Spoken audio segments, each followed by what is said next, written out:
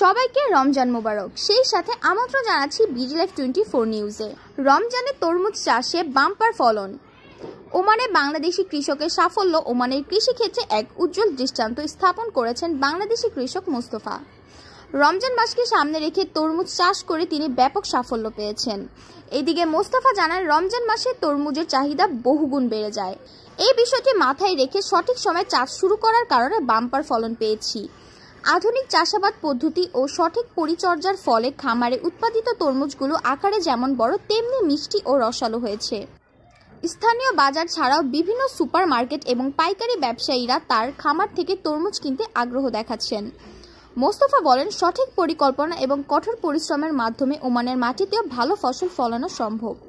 ভবিষ্যতে আরও বড় পরিসরে এই চাষাবাদ চালিয়ে যাওয়ার পরিকল্পনা রয়েছে।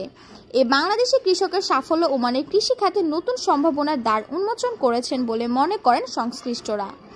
News desk, Sinthia, BD live 24 news, Dhaka. এই প্রতিবেদনটি তথ্য উপাত্ত সংগ্রহ করা হয়েছে ঢাকা পোস্ট নামক সাইট থেকে।